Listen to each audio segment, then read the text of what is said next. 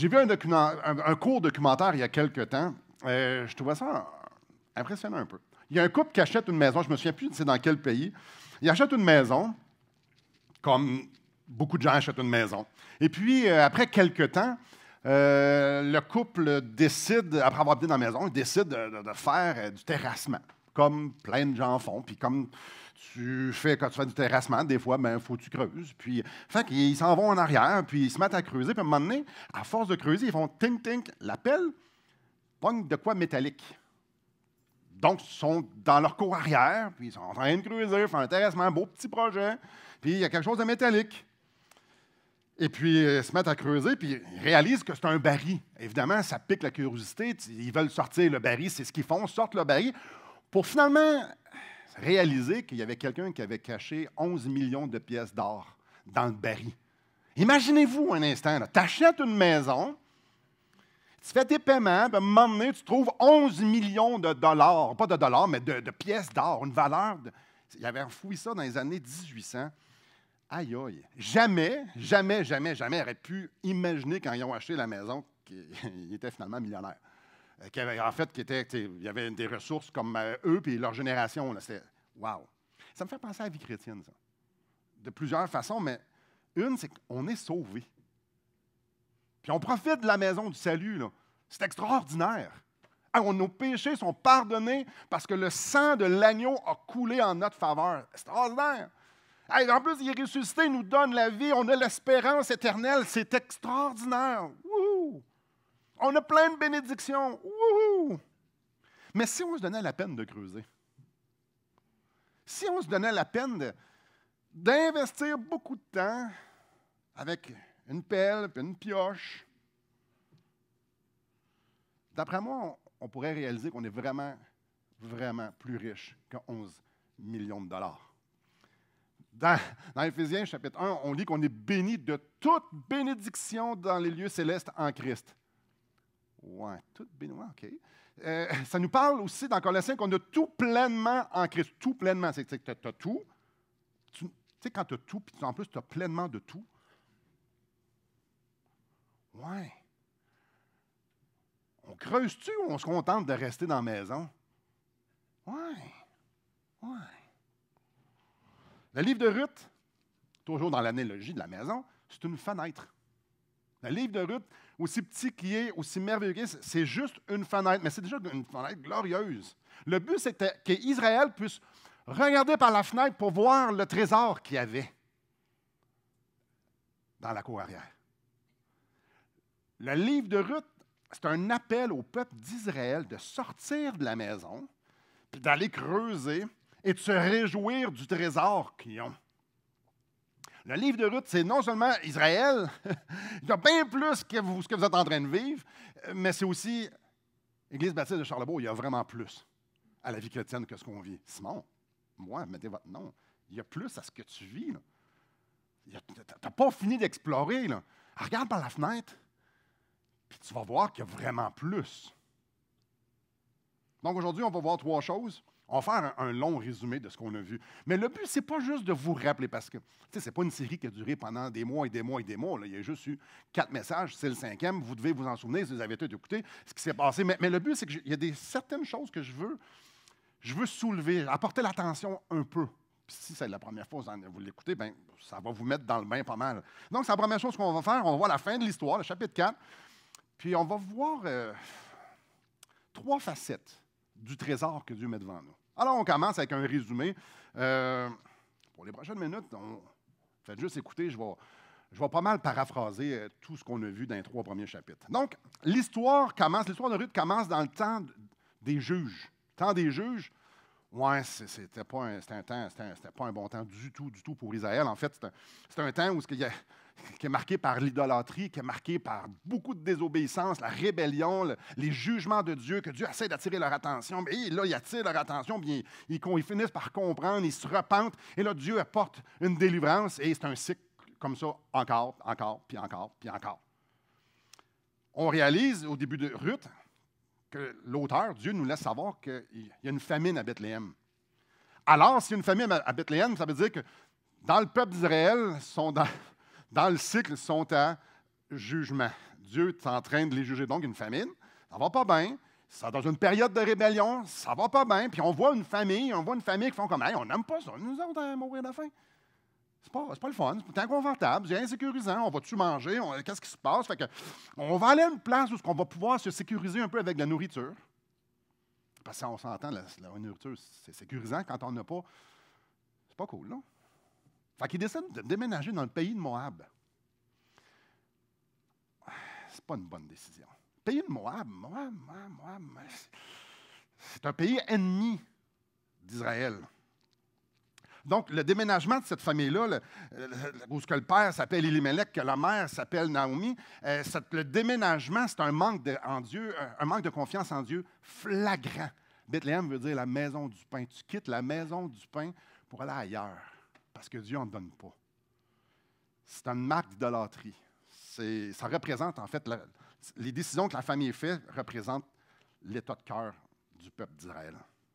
Donc, la famille s'installe dans le pays de Moab.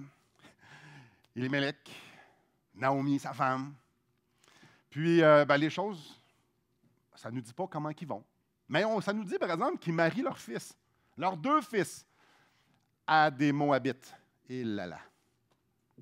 Et là là. Non, mais c'est normal, tu sais, les gars, vous qui se marient, oui, c'est tout à fait normal. La seule chose, c'est que Dieu a dit expressément dans Deutéronome 7, tu ne marieras pas tes fils avec des femmes étrangères. C'est clair, clair, clair. Ouais, mais il fallait bien qu'ils se marient. Ouais, non. La fin ne justifie pas les moyens. Ouais. Juste pour vous donner une idée, les Moabites, Dieu a dit, ce peuple-là spécifiquement ne rentreront pas. Ils ne rentrent pas dans le tabernacle pour m'offrir des sacrifices. Ces gens-là, c'est comme s'ils étaient un peu maudits de Dieu. Donc, ils sont ennemis d'Israël, ils sont maudits de Dieu. Puis Naomi et Elimelech, eux autres, ils ont la bonne idée de marier leur fils à ces filles-là. Ouais, ici, il y a du sarcasme dans ma voix, ceux qui me connaissent moins. Disons que ce couple-là était loin d'être des modèles de marche d'obéissance avec Dieu. Ouais, non, pas du tout. Ça dure à peu près 10 ans. Et là, il arrive qu'Elimelech, le papa, meurt. Que les 2 gars meurent. On ne sait pas comment, du tout. Donc, ça veut dire que Naomi, la maman, est veuve. Que Orpa et Ruth, les 2 belles-filles, eux autres aussi sont veuves. Mais il y a une mention intéressante, c'est qu'ils n'ont pas d'enfants.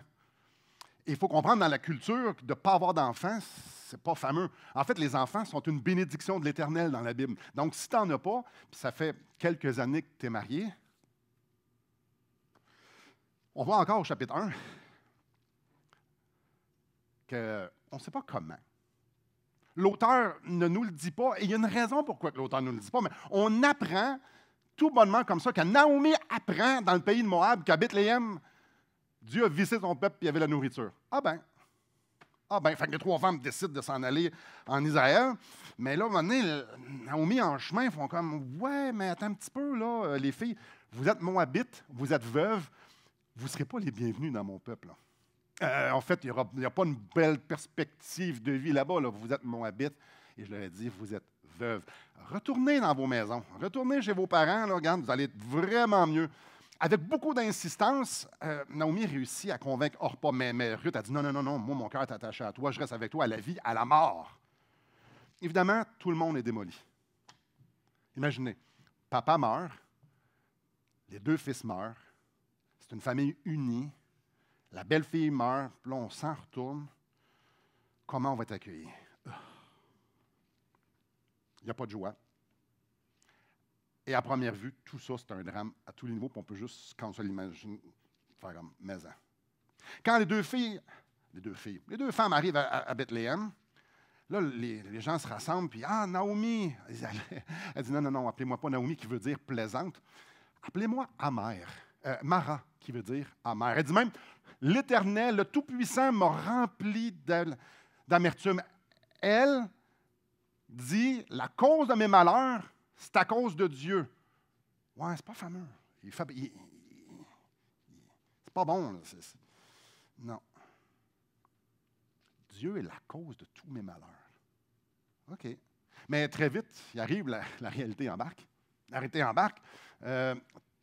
vous savez, nous, on a un garde-manger, on a une épicerie, puis on peut aller, puis on peut le remplir, le garde-manger, on a un frigo. Dans ce là il fallait que tu travailles pour manger aujourd'hui, puis demain.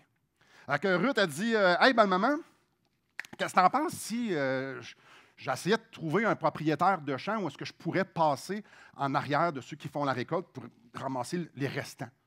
Parce que c'était le temps des récoltes. Hein, super, la belle-mère dit, ben oui, vas-y. Essaie de trouver quelqu'un qui va te laisser glaner. Puis, fait que Ruth, dans toutes les propriétés autour de Bethléem, il y en avait, là, de tous les champs qu'il y avait à Bethléem, par Dieu silence, par pur hasard, par pur bonheur, elle tombe sur celui du champ de Boaz. C'est non. Boaz, c'est un bon gars. Un très bon homme. C'est un homme craignant Dieu. Puis il agit envers Ruth tellement au-delà qu'un bonhomme ferait. Il est gracieux, grâce par-dessus grâce pendant une journée entière. Elle s'en allait ramasser quelques grains d'orge pour pouvoir se nourrir, elle et sa belle-mère, puis recommencer le lendemain. Elle revient chez eux avec 30 à 50 livres d'orge. Mais sa bienveillance, elle, vraiment largement au-delà de l'orge qu'elle ramène. Il lui dit, je vais prendre soin de toi, tu vas voir, ça va être bien. Imaginez, quand Ruth arrive chez sa belle-mère, Naomi, puis elle voit, quoi? Là, on a pensé pour faire un petit gâteau ou deux. Là. On peut se nourrir pendant des semaines et des semaines et des semaines. Puis là, Ruth, il annonce, il dit, non, mais j'étais chez Boaz. J'étais chez Boaz. Là, Naomi, elle fait comme, hein? Dieu est avec nous. Tu sais, celle qui vient de me dire tous mes problèmes à cause de Dieu. Hein? Dieu est avec nous. C'est la main de Dieu. Ça peut juste être la main de Dieu. Là. Les actions de Boaz démontrent la grâce de Dieu. C'est pour ça que, d'une façon vraiment spéciale dans notre culture, Naomi dit,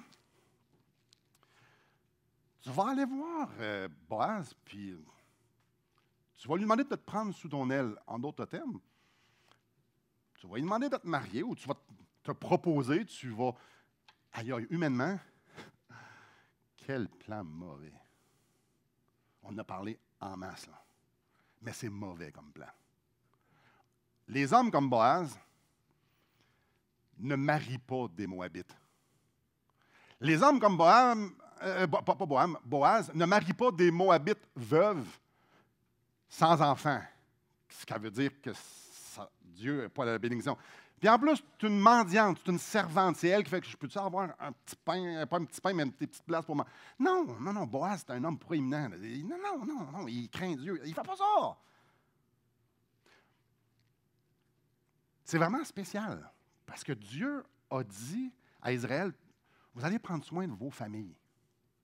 C'est une valeur énorme en Israël. C'est pour ça qu'il y avait des droits de rachat. Là, encore là, c'est vraiment spécial, cela. Donc, si quelqu'un de pauvre et vulnérable vendait son champ, la famille avait la responsabilité de racheter le champ. Pourquoi? Pour que le champ reste dans la famille. Pour pas qu'il y ait un déséquilibre entre les familles et que tout le monde puisse prendre soin les uns les autres. Il y en avait même qui se vendaient en tant qu'esclaves pour pouvoir survivre. La responsabilité était de racheter notre frère, notre soeur, notre cousin pour le ramener dans la famille, pour prendre soin. C'est pour ça que quand il y avait une veuve, la responsabilité de la famille, c'était de racheter la veuve. On ne parle pas d'argent ici, là. On parle de dire, non, tu restes dans la famille. L'idée là-dedans, c'était oui de garder la famille, mais aussi de prendre soin des veuves. Imaginez ça. Par pur hasard. Je vous ai parlé de Boaz. C'était pas juste un bon gars, Boaz.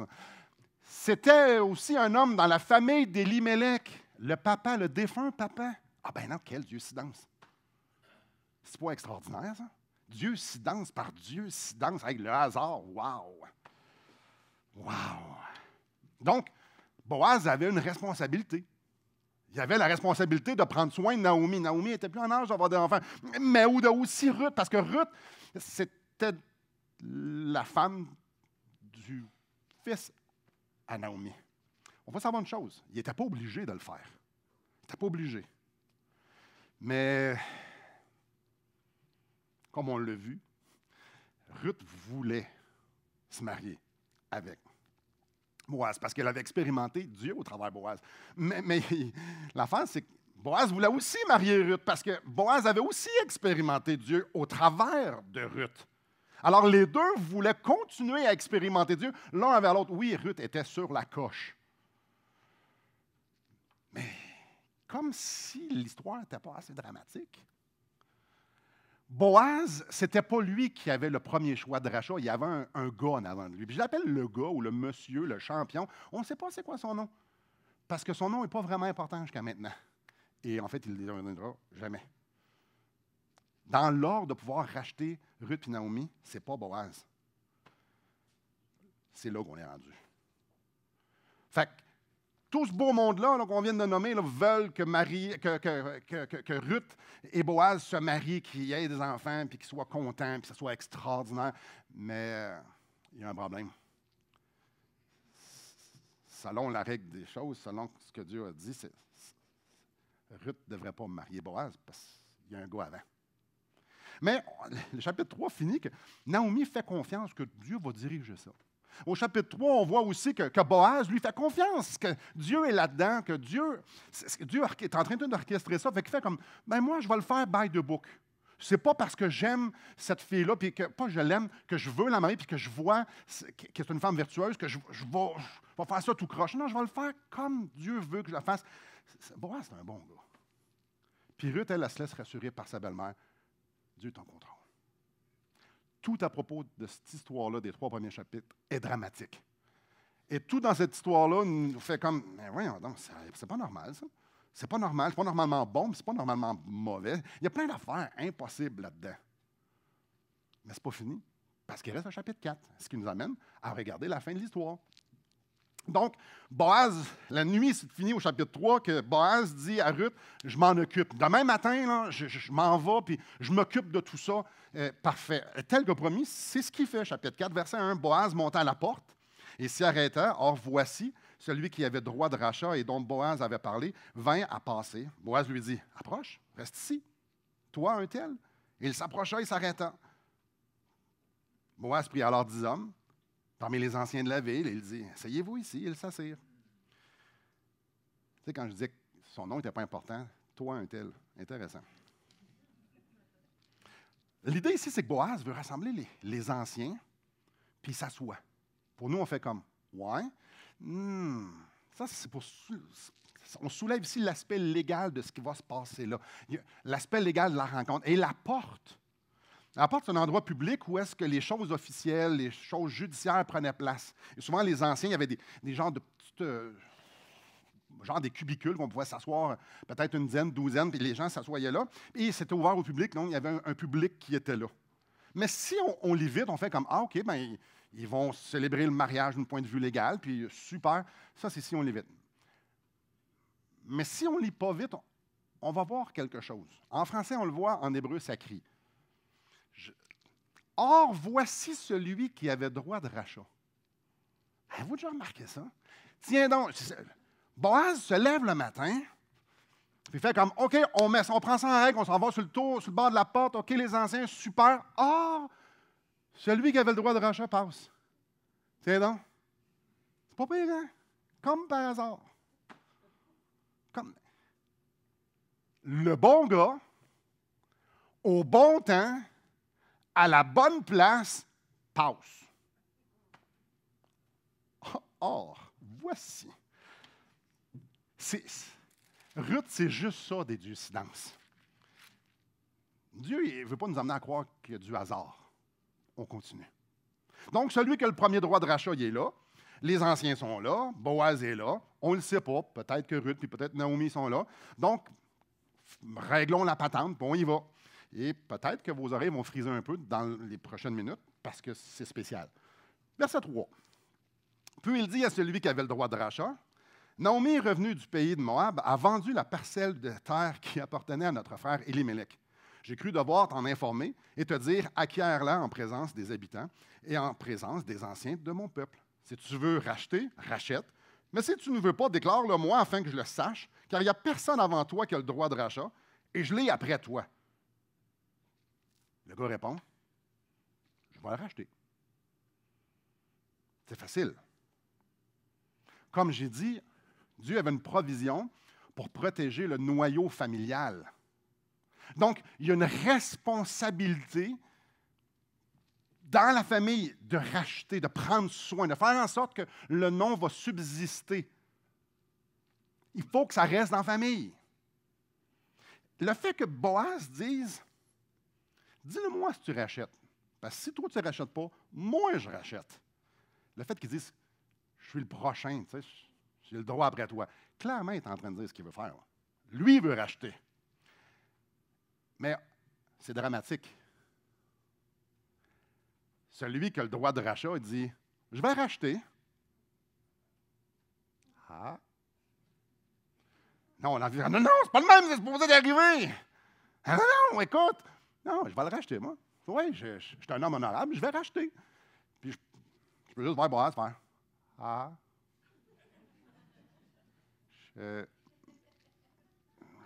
C'est pas la conclusion de l'histoire que je voulais, mais bon.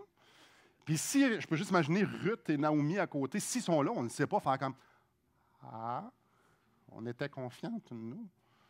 C'est toi. OK. Oui. Oui. Mais le problème, c'est qu'il y a plus qu'un champ à acheter. Lisons le verset 5. Boaz dit, le jour où tu acquerras le champ de la main de Naomi, tu l'acquerras en même temps de Ruth, la Moabite, femme du défunt, pour élever le nom du défunt dans son héritage. Hop, hop, hop, hop, hop, hop, hop, hop, hop, hop. Peut-être que là, je me disais, il me semble que c'est froid. Tu sais, tout le long du livre, le narrateur, il est quand même, il est chaleureux. Il dit, là, c'est vraiment froid. Puis si vous dites, ah, c'est froid, puis ça va venir encore plus froid tantôt, bien, vous avez raison. C'est vrai. Parce qu'ici, le langage qui est ici, c'est comme un transcript à la cour de justice. C'est comme ça. Puis même, assez que tantôt, au verset 7, ils vont dire, bien, probablement, vous ne comprenez pas cette coutume-là. Ils vont l'expliquer parce que c'est important dans le transcript que ça, c'est le saut. Mais je reviens. C'est tantôt, ça. Fait qu'on n'est pas en train de parler ici d'un amour, d'une histoire d'amour comme on voit dans les films, là. Que là, il arrive avec son cheval blanc, puis là, il est comme, ouh, les cheveux au vent, comme, ah oui! Non, c'est pas ça. Non, non, non, non, non, non, non. Pas du tout. Ici, on prend nos responsabilités familiales. Alors, Boaz a décidé de prendre ses responsabilités familiales. Le gars dit, je vais prendre mes responsabilités familiales. On parle d'honneur ici, l'honneur de la famille. On parle de respecter ce que Dieu demande. Et ce n'est pas comme, ah, j'ai des sentiments. Non, ça n'a rien à voir avec ça. Ceci étant dit, il y a quelques indices dans ce qu'on vient de lire qui nous laissent croire que Boaz, mettons que c'est un rusé, notre Boaz. Disons qu'il beurre épais. Vraiment épais. Donc, il lui dit, je comprends que tu vas acquérir le champ, mais il y a d'autres choses. Naomi vient avec le champ. Naomi, qui est une femme d'âge avancé, genre mon âge, puis l'âge d'avoir des enfants. OK, probablement pas beaucoup travailler parce que c'est Ruth qui allait travailler. Fait que Naomi, OK. Puis il y a Ruth aussi. Mais avez-vous remarqué qu'il ne l'a pas appelée Ruth? Non, non, Ruth la Moabite. C'est intéressant. C'est intéressant parce que Boaz, lui, il trouve que c'est une femme vertueuse, la femme moabite. Lui, ça ne le dérange pas qu'elle soit moabite. Lui, il expérimentait Dieu au travers de Ruth. Fait que lui, il veut marier Ruth, mais il la présente Ruth, la Moabite. Avec tout ce que ça implique dire Ruth, la Moabite. Tout le long du livre, c'est Ruth, la Moabite, Ruth, l'étrangère. Étrangère, c'est il y a nous, le peuple de Dieu. Étranger, c'est elle vient de là. Puis elle vient du peuple qui sacrifie leurs enfants à leur Dieu. Ruth, la Moabite. Ouais. Tu sais, celle qui n'a pas d'enfant parce qu'elle est veuve, puis elle n'a pas rien, puis, tu sais, ça que ça soit écrit, là, ça allume plein des lumières, ça, là. Tu sais que tu vas voir la mariée, tu vas être marié à une Moabite.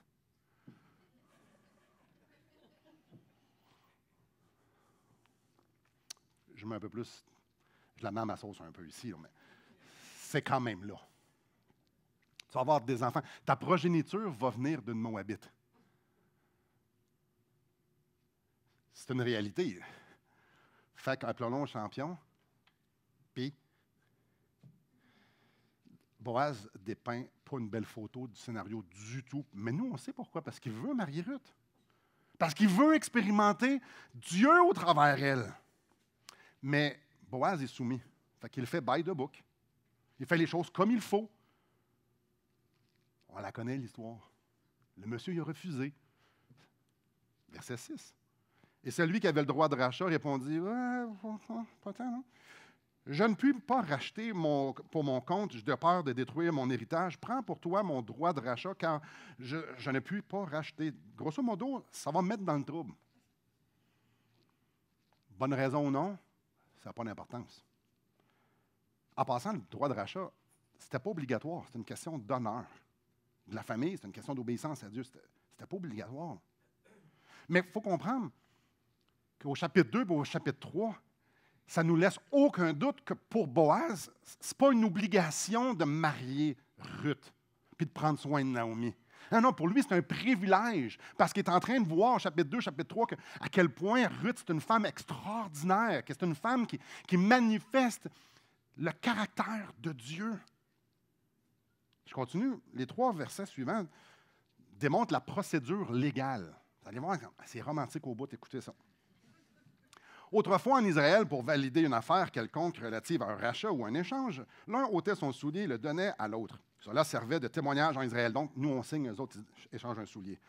Ouais. Celui qui avait le droit de rachat dit donc à Boaz, « Acquiert pour ton compte » et il ôta son soulier.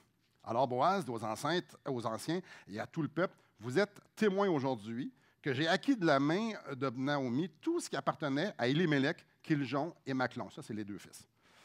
Et que je me suis également acquis pour femme Ruth la Moabite, femme de Machlon, pour relever le nom du défunt dans son héritage, et afin que le nom du défunt ne soit point retranché d'entre ses frères et de la porte de son lieu.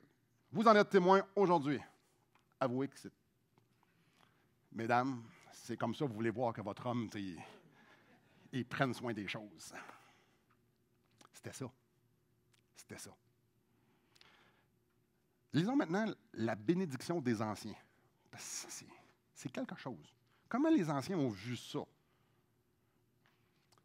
Verset 11. Tout le peuple qui était à la porte et les anciens dirent, « Nous en sommes témoins que l'Éternel rende la femme qui entre dans ta maison semblable à Rachel et à Léa, qui toutes les 2 ont bâti la maison d'Israël. » Les 2 femmes de Jacob, les 12 tribus d'Israël, les 2 femmes, c'est Rachel puis Léa. Donc, Ruth soit aussi féconde que celle qui a mis au monde les tribus d'Israël. Je continue. Manifeste ta force dans Ephrata et fais-toi un nom dans Bethléem. Puisse la postérité que l'Éternel te donnera par cette jeune femme rendre ta maison semblable à la maison de Péreth qui fut enfantée à Juda par Tamar.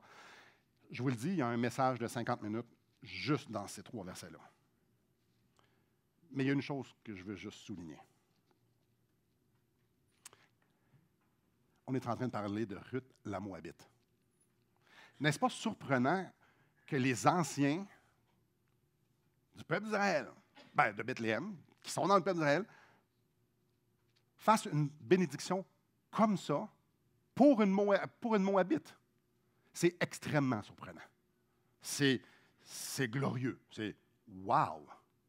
C'est que Dieu lui donne ça, que l'Éternel lui donne ça. Aïe, aïe. C'est fou comment faire partie de la famille change tout. Tu passes à ramasser les miettes d'un champ pour pouvoir te nourrir à soir, en demandant la permission avant, à te faire bénir pour que tu deviennes aussi féconde que la mère des 12 tribus d'Israël. Voyez-vous comme... Ah ouais! Ah ouais! Verset 13, le mariage va être consommé. Boaz prit Ruth, qui devint sa femme. Il alla vers elle. L'Éternel permit à Ruth de concevoir et elle enfanta un fils. Super. On continue. Et maintenant, les voisines de Naomi, eux autres aussi ont leur mot à dire là-dedans. Eux autres aussi ont leur mot à dire, mais on va lire ça au verset 14. Les femmes dirent à Naomi, « Béni soit l'Éternel qui ne t'a point laissé manquer aujourd'hui d'un homme ayant droit de rachat et dont le nom sera célébré en Israël. »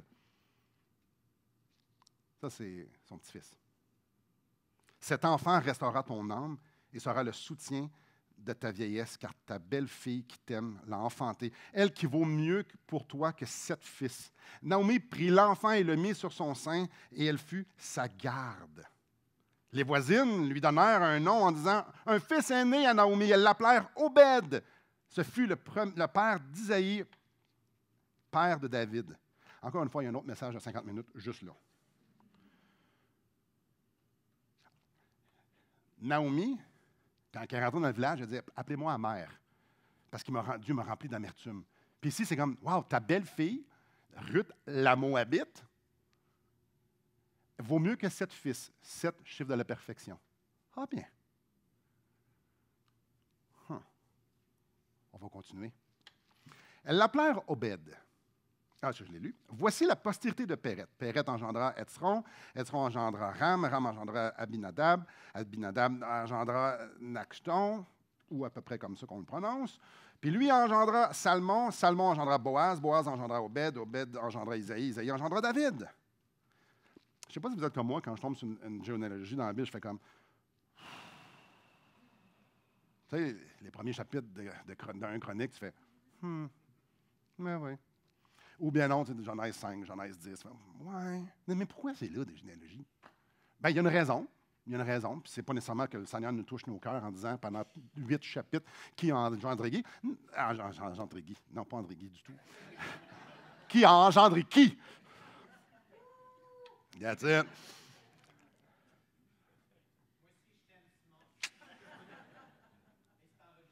Ouais. Oh oui, c'est enregistré, André Guy. Dieu veut dire quelque chose à son peuple. On peut regarder une généalogie et faire comme c'est des noms, puis on peut regarder une généalogie et faire comme... Mais il y a quelque chose ici. À la fin du verset 17, il y a un nom, c'est David. Puis à la fin du verset 22, il y a un nom qui est écrit, c'est David. C'est qui David? Qu'est-ce qu'il y a sur le drapeau d'Israël aujourd'hui?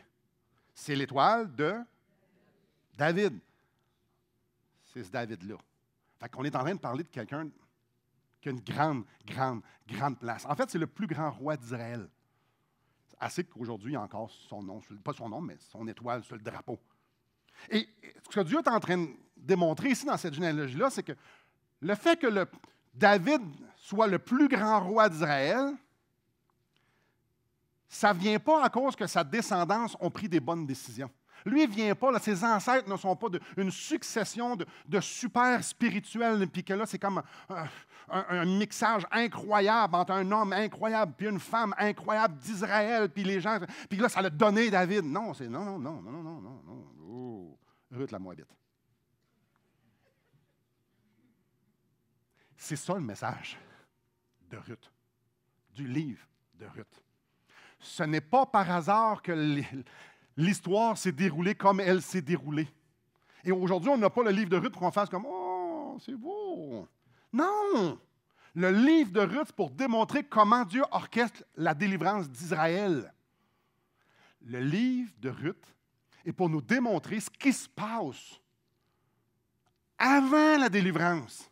Toute la mécanique que Dieu a mis en place pour arriver au roi David, à partir du temps des juges où le monde sont rebelles, où il y a une famine parce qu'ils sont en jugement, toute la mécanique qui a fait en sorte que le roi David, le plus grand roi, est arrivé. Le livre de Ruth, c'est pour démontrer comment Dieu articule sa fidélité dans ses alliances. Ah! Fait que oui, c'est super cute, là, il y a plein, c'est dramatique, mais dramatique dans le sens qu'on est sur le bout de notre banc, bien, ouais, qu'est-ce qui va se passer, super, mais c'est bien plus que ça. C'est pas par hasard que David est arrivé. C'est pas par hasard. Ça prenait une Moabite dans l'histoire. Pas juste une Moabite. Dans l'histoire, ça prenait aussi Rahab, une prostituée. C'est pas dans Ruth, mais c'est juste une information gratuite ici que je vous donne. Beaucoup d'autres choses pourraient être dites. Mais j'aimerais ça qu'on regarde par la fenêtre et qu'on regarde le trésor un instant. Le trésor que Dieu nous laisse voir. Parce qu'on a une histoire, pas pour savoir l'histoire, pour que Dieu puisse se révéler au travers de l'histoire. Il y a plusieurs choses qu'on pourrait dire à propos de ce trésor-là, puis j'aimerais juste en dire 3. Il y en a d'autres. trois qui ressortent vraiment beaucoup. Je l'ai dit et redit encore, l'auteur n'arrête pas de tapisser le livre que Ruth s'appelle Ruth la Moabite. Et je l'ai dit tantôt, et je l'ai dit depuis les dernières semaines, ça ne veut rien dire de bon, Ruth la Moabite. Ça ne veut rien dire de bon, Ruth l'étrangère. Ça ne veut rien dire. Elle est une étrangère. Elle ne fait pas partie de nous. Elle n'est pas comme nous. Elle vient avec une culture complètement mauvaise. Mieux pire que ça, elle vient, toute sa descendance, ça vient d'une gang de pécheurs qui font des abominations devant Dieu. Non seulement Ruth n'est pas la bienvenue chez elle. Quand tu dis quelqu'un, Ruth la Moabite, son identité, c'est d'être Moabite. C'est qui elle est. Elle nous est présentée comme ayant ça comme identité. Ce n'est pas juste sa provenance, c'est ça qu'elle est. Elle est, tout ce qu'elle est lié avec tout ce que son peuple est, toute l'histoire. Aussi extraordinaire que Ruth était, Dieu fait un point spécifique de nous dire, mais c'est une Moabite. Rien à propos de Ruth la dispose à recevoir quelconque chose de bon. Elle est traitée en étrangère parce que c'est une étrangère, puis c'est de même que les étrangers étaient traités dans ce temps-là. Elle n'a rien en elle qui fait en sorte qu'il pourrait y arriver quelque chose de bon. Mais à la fin de l'histoire, tout change. Tout change. Oui, elle a reçu la sécurité, elle a marié un gars riche, puis qui était... Oui, non, elle va remarquer qu'au chapitre 4, il ne parle pas d'orge, puis il ne parle pas de blé. Il ne parle pas de sécurité, puis il parle... C'est pas de ça, ça n'a pas rapport, ça, là. Le chapitre 4 nous démontre une chose de vraiment précise. Son identité a changé. C'est plus Ruth, la Moabite. C'est maintenant Ruth, l'arrière-grand-mère de David. Oh! Oh! Elle passe d'une étrangère à être la femme vertueuse de Boaz qui devient l'arrière-grand-mère du plus grand roi d'Israël. Ruth, c'est une nobody qui vient d'un pays ennemi de Dieu. Elle, là, c'est une femme comme tous les autres. C'est une bonne femme dans le pays de Moab, mais sans plus. Et là, elle est devenue une femme reconnue par Israël, où est-ce que des milliers d'années plus tard, le 1er septembre 2024, on parle encore d'elle. Oh! C'est une nobody, elle. Elle n'est pas supposée d'être dans l'histoire de l'humanité. Elle n'est pas supposée. Et on parle de elle ce matin. Donc, non seulement elle est reconnue pour maintenant faire partie de la famille d'Israël, le peuple de Dieu, le peuple que Dieu chérit. Dieu met une attention extrêmement particulière dans la généalogie pour nous dire, pour nous démontrer qu'elle est honorée incroyablement. C'est l'arrière-grand-mère de David. Et en Israël, ta progéniture démontre comment Dieu te bénit. Alors dire que tu es la grand-mère de Jésus, pas de Jésus, de David, ouais, là je vends le punch. Matthieu 1. Matthieu 1, Ruth est aussi nommée dans la généalogie de Jésus. Puis elle est juste appelée Ruth. Attends un petit peu. Là. Ruth, la Moabite, fait partie du peuple d'Israël et elle est honorée comme ça se peut pas, en étant l'arrière-grand-mère de David, et non seulement ça, l'arrière du roi des rois, Jésus-Christ. Qu'est-ce qui s'est passé? La rédemption. Le mot rachat, c'est le même mot que rédemption. Dieu se présente, on regarde par la fenêtre, hein? Dieu se présente comme le Rédempteur. Israël a été racheté par tous les peuples.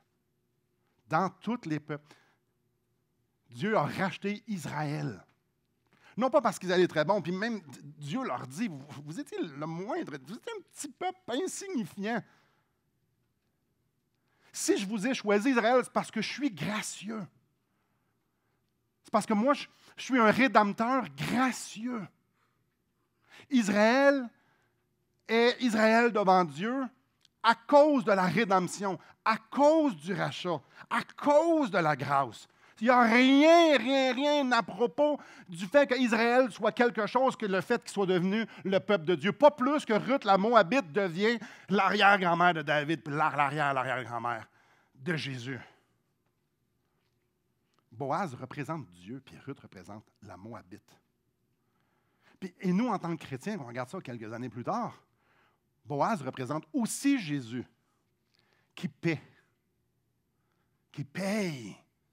avec son sang le rachat de nos âmes. On a été sauvés à un grand prix. On a été rachetés, acquis par notre Rédempteur avec son sang.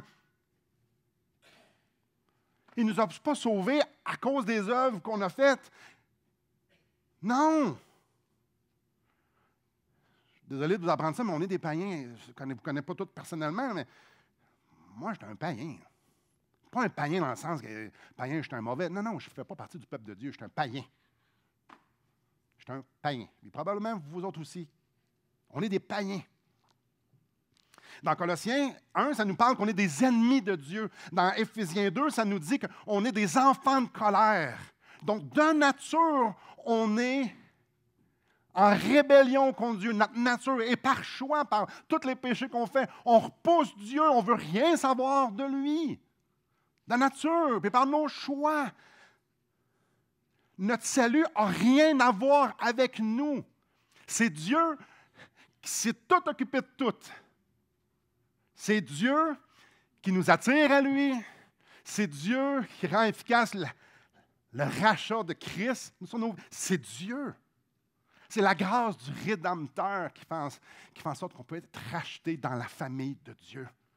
Alors que toutes les religions du monde enseignent qu'on doit être assez, qu'on doit faire assez d'œuvres, que le bien doit surpasser le mal qu'on a fait dans notre vie. C'est ce que les religions du monde enseignent. Dieu nous dit, vous êtes toutes des Ruth la Moabite. Toute la gang. Puis vous ne pouvez pas rien faire. Vous avez besoin d'un Rédempteur.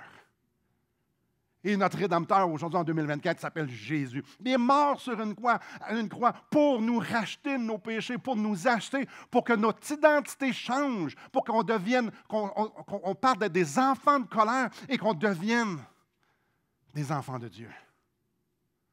Encore une fois, c'est à cause de Christ. C'est à cause de Christ. Changement d'identité. On était étrangers. Maintenant, on fait partie de la famille, on est co-héritiers. Qu'est-ce qu'on mérite? Rien, sinon la colère de Dieu. Dieu se présente comme un rédempteur dans Ruth. Dieu se présente comme un rédempteur dans la Bible. C'est qui est ça? Dieu est en train de dire, je veux que vous fassiez partie de ma famille. Je veux que mon nom soit le vôtre.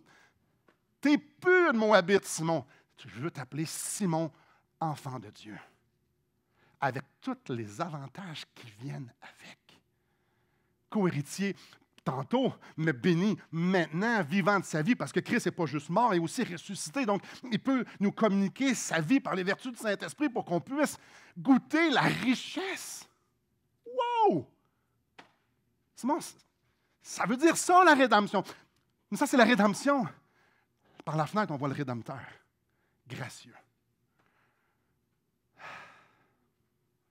Quel trésor incroyable.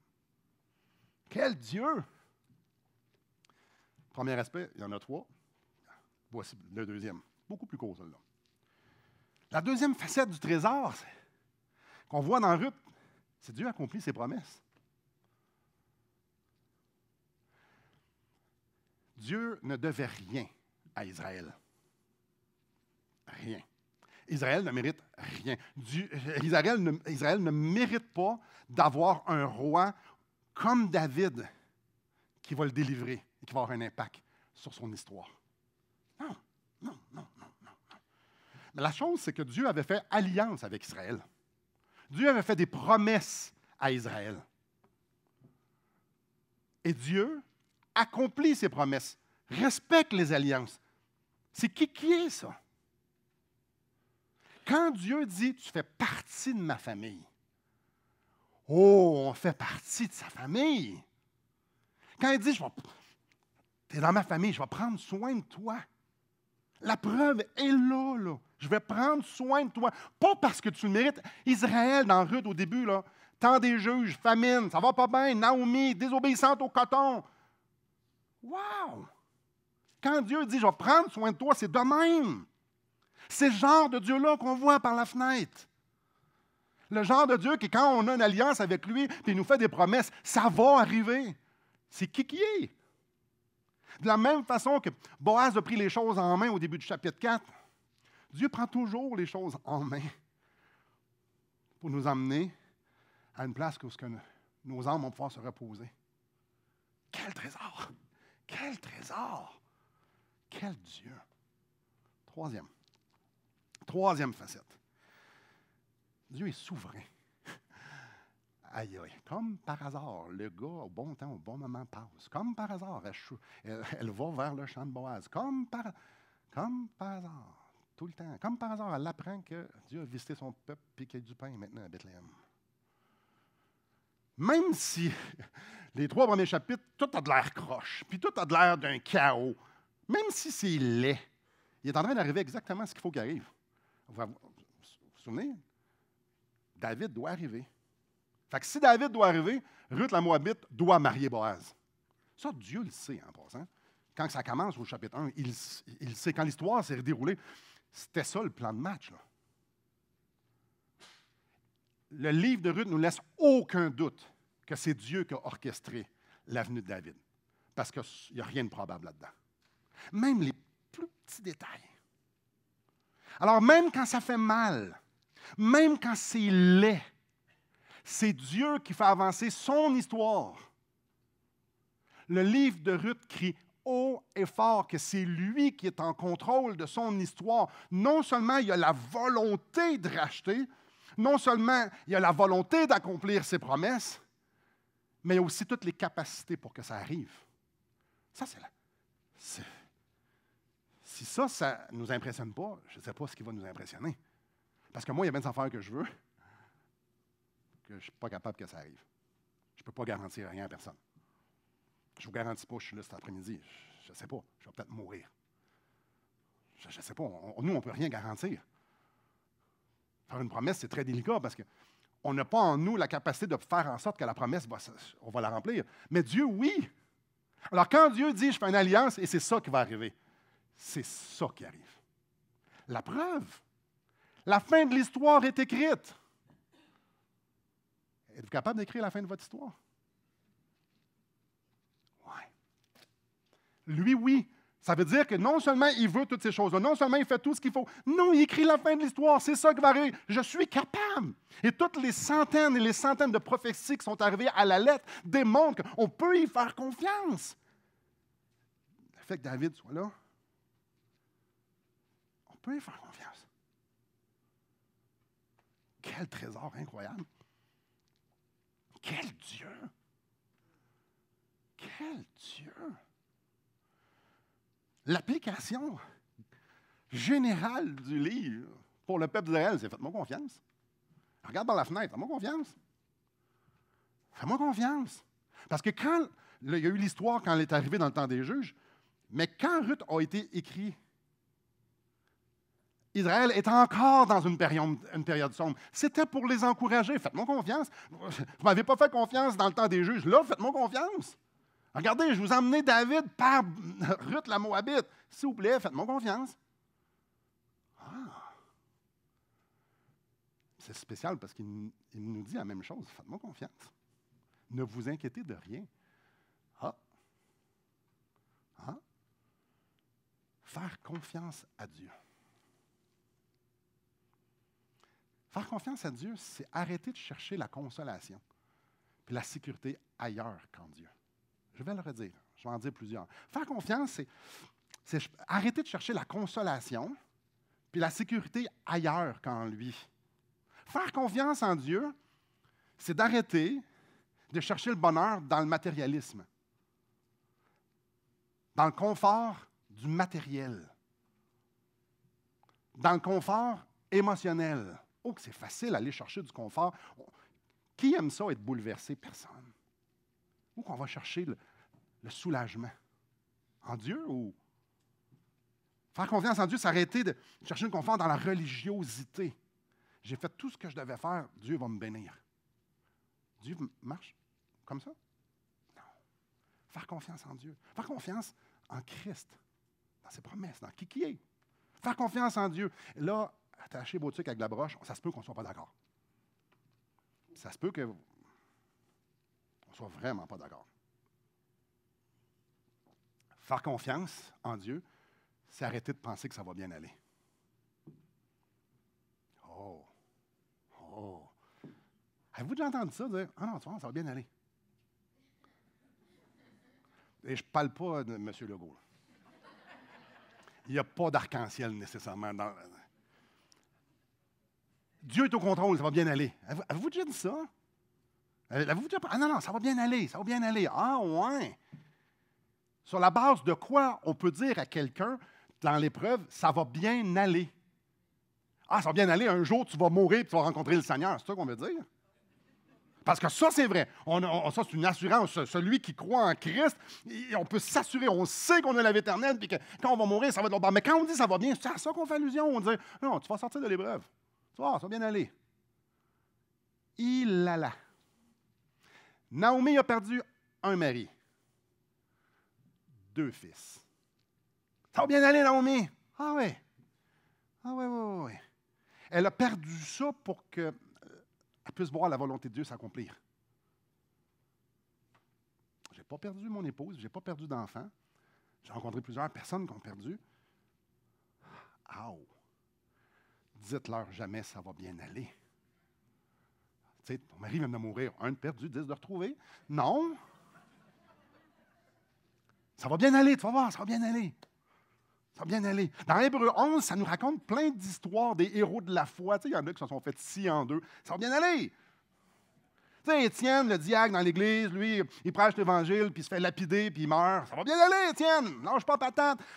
C'est génial parce qu'on peut voir aussi, dans Acte 8, une grosse persécution après ça. Puis là, les gens, ils se font arracher de leur famille. Ça va bien aller, tout le monde. Puis là, ils se font mettre en prison. Ça va bien aller. Puis il y en a plein qui sont morts. Tu sais, Pierre, lui, s'est fait crucifier la tête en bas. Ça va bien aller. Tu vas voir. Fais confiance en Dieu. Ça va bien aller. Ouais. Sur quelle base qu'on dit que ça va bien aller? Si on regarde l'histoire de l'Église, tous ceux qui sont fait brûler, ceux qui sont fait manger par les bêtes, tous ceux qui sont morts d'une façon atroce, en grande souffrance, tous ceux qui ont vécu des longues maladies, qui ont pendant 30 ans, ils ont vécu un calvaire. Puis on est en train de dire aux gens, ça va bien aller. Sur quelle base? Parce que Dieu ne nous a pas dit, ça va bien aller. Non, s'ils m'ont persécuté, ils vont persécuter aussi. Ils vont vous haïr aussi. Ceux qui veulent vivre pieusement pour Jésus-Christ vont être persécutés. Jésus nous a dit, je vais être avec vous. Ça, c'est la promesse. Certains sont guéris. Super. Mais tous ceux qui ont été guéris dans l'histoire de l'Église sont tous morts. Ouais. Ça va bien aller. À imaginer. Jésus nous dit qu'il veut produire, il nous amène à la stature parfaite de Christ. Il nous dit que notre homme naturel est corrompu, puis il veut nous amener à ressembler à Jésus, puis il nous dit de mourir à nous-mêmes. Ah oui, ça va bien aller, tu vas voir, tu vas mourir à toi-même, puis ça va être le fun. Puis là, Dieu résiste aux orgueilleux, fait grâce aux hommes, donc il va t'humilier pour produire Christ. Tu vois, ça va bien aller. On peut-tu arrêter de dire au monde, ça va bien aller? Oui, on espère que ça va bien aller quand on va mourir. Quand on va mourir. Oh oui.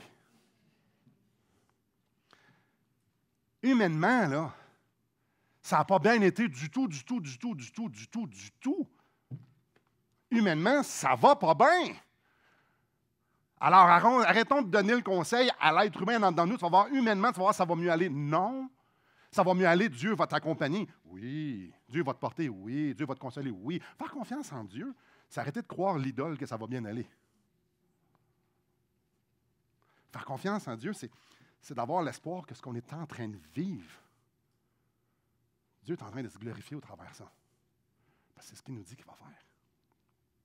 Si on est dans sa volonté, Dieu est en train de se glorifier. Puis si on n'est pas dans sa volonté, Dieu va l'utiliser aussi pour sa gloire. Sans blé, sans orge, sans sécurité, sans rien. Parce qu'il est bon. Parce qu'il est bon. Faire confiance à Dieu, c'est d'avoir l'assurance qu'il est en train de nous façonner. Faire confiance à Dieu, c'est qu'on l'on est dans un verre pâturage parce que je manque de rien, parce que c'est l'Éternel. Puis je lui appartiens, je suis dans sa famille. C'est ça, faire confiance à Dieu. Faire confiance à Dieu, c'est d'arrêter de chercher ce qui nous console ici, ce qui apaise, ce qui nous engourdit, que ce soit le divertissement, que ce soit l'argent, que ce soit l'illusion. Ah ouais, mais si arrive ça, ça va être correct. Puis tout, on va essayer d'organiser les patentes dans nos vies. On veut-tu protéger nos enfants du trouble? Hein? On veut-tu protéger nos enfants de la souffrance? Puis, ben oui, c'est évidemment. Oui, comme Dieu nous protège de toutes les souffrances pour qu'on reste exactement comme on est. Non. Savez-vous ça? Savez-vous quoi? Dieu aime infiniment plus vos enfants et mes enfants que nous, on les aime. C'est à Christ qu'il faut les pointer. Pas de savoir ça va bien aller. Non. Arrêtons de faire confiance. Faire confiance à Dieu, c'est arrêter de croire qu'on peut l'acheter avec des prières et avec des jeûnes. Depuis quand est-ce que Dieu change d'idée parce qu'on a jeûné? Ou bien non, notre jeûne fait en sorte qu'on s'enligne avec sa volonté. Faire confiance, on ne peut pas acheter Dieu. On peut juste se soumettre à Dieu. Puis pourquoi qu'on ferait confiance? Regardez par la fenêtre. Dieu est digne de confiance parce que c'est un trésor extraordinaire. Puis il nous le montre partout. Partout. Partout. Partout. En conclusion, au début, je vous parlais d'un trésor. Puis faire confiance à Dieu, c'est comme trouver un trésor. Avez-vous remarqué dans mon histoire du début, les gens n'ont pas creusé dans leur salon? Ils sont sortis dehors. Il y avait un projet. Rénover. Ils ne savaient pas ce qu'ils avaient pour trouver, mais mettons que mon illustration s'arrête là. Le trésor, là, il n'est pas dans la maison. Si on se satisfait de la maison, on ne creusera pas pour trouver le trésor, puis on ne profitera pas du trésor. On va juste profiter de la maison du salut, tout ça, super, mais on se contente de tellement peu, alors que le trésor, c'est Dieu. On va se contenter des bénédictions, puis on va dire, oui, Dieu, attendez un instant. Ne voulez-vous pas sortir de la maison pour aller creuser, puis dépenser votre vie à creuser pour trouver le trésor, pour trouver Dieu? Mais ça prend des efforts. Oui, mais Simon, donne-moi un livre qui va tout le monde dire ça. Donne-moi les étapes. Oui, elle s'appelle la Bible. Sors dehors puis creuse. Oui, mais j'aimerais ça que ça aille mieux. Non! Ça fait que tu me dis, si je fais ça, ça va mieux aller. Non, je vous en train de vous dire que si on fait ça, on trouve Dieu. Ça, c'est notre plus grand bien, c'est trouver Dieu. Donc, oui, c'est par la parole de Dieu. Oui, mais pas juste la lire, la méditer, se l'appliquer concrètement dans notre vie. Pas juste savoir des informations sur Dieu, mais savoir l'information, comment elle est appliquée dans mon cœur. C'est un job à temps plein, découvrir Dieu. Ce n'est pas 15 minutes, pas avec un plan de lecture, c'est pas avec un char, mon cellulaire, puis hop, j'ai un petit verset ici. Non, c'est une vie. C'est une vie, trouver Dieu. Puis, faire confiance à Dieu, ce n'est pas une décision qu'aujourd'hui, c'est comme, OK, ouais, ça me parle le matin, je vais faire confiance à Dieu. Non! C'est un mode de vie. Trouver Dieu. C'est un mode de vie que tu arrêtes de vivre comme une Moabite, puis tu commences à vivre comme un enfant de Dieu, en cherchant Dieu. Ça, c'est intentionnellement. Choisir de faire confiance que ce qui me montre, ça vaut la peine que je sorte, puis que je creuse. Je creuse. Puis c'est de lui que je peux parler. C'est de lui que je veux entendre. C'est de lui. Parce que ça veut dire qu'il faut que je sorte de ma zone de confort. Ça veut dire qu'il me dit quand il mouille, il faut que je sorte pareil. Ça veut dire que si le téléphone sonne, je sors. Ça veut dire que c'est de quoi de bon à la TV, je sors. Ça veut dire que là, tout le monde me dit que je suis bon, mais là, je vais te suer comme un cochon pour sortir. Sors! Parce que c'est beau. C'est bon. Sortons de nos zones de confort. Là, je vous pose une question. Répondez-moi surtout pas. Vous allez faire quoi aujourd'hui pour faire confiance à Dieu? Qu'est-ce que vous allez faire aujourd'hui? C'est facile. Ouais. Dans telle situation, là, je vais y faire confiance. Non, aujourd'hui, là, à la minute où on se parle, quand vous allez sortir, dans les premières conversations que vous allez avoir, comment vous allez faire confiance à Dieu? Comment vous allez chérir votre identité, puis vous allez dire, comment? Nous, on est bons dans les affaires générales. Dieu est bon. Ouais, comment? où? Comment ça s'articule dans ta vie? Dans telle situation? Réfléchissons, frères et sœurs. Qu'on ne soit pas juste des gens remplis d'informations, mais des gens qui mettent en pratique la parole.